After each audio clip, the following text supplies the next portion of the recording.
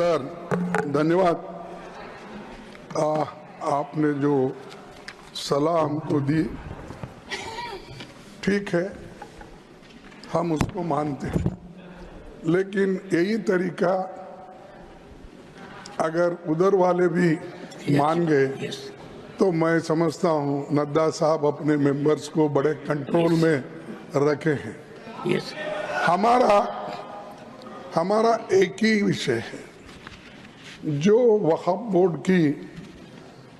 JPC की report है, जिस रिपोर्ट में अनेक सदस्यों ने अपना डिसेंट नोट दिया है, वो नोट देने के बावजूद भी प्रोसीडिंग से निकालना और उन मेजॉरिटी मेंबर्स के व्यूज सिर्फ उसमें रखकर बुलडोज करना, ये ठीक नहीं है, ये कंडेमेबल है और एंटी डेमोक्रेसी है, एंटी प्रोसीजर है। और दूसरी चीज नॉन स्टेक होल्डर्स बाहर से बुला के उनको जो होना, उन लोगों को खड़ा करके उनका स्टेटमेंट ले रहे, और जो इतने लोग पार्लियामेंट में जो भी डिसेंट नोट दिए हैं, क्या उसमें कोई एक पढ़ा लिखा नहीं है, कोई जानता नहीं है,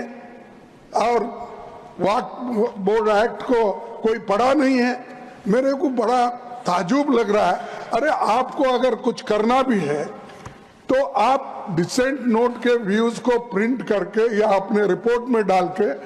बोलना चाहिए, उसके बजाय उसको डिलीट करके अगर कोई रिपोर्ट होती है मैं उसको कंडेम करता हूं, और ऐसे फर्जी रिपोर्ट को हम कभी नहीं मानेंगे, सदन कभी नहीं मानेगा। और जब प्रोसीजर फॉलो नहीं होती, वो पार्ट ऑफ इस हाउस का विभाग नहीं बन सकता। तो इसीलिए मैं आपसे विनती कर रहा हूं कि उनको डायरेक्शन दीजिए, जो भी रिपोर्ट आई है वो अगर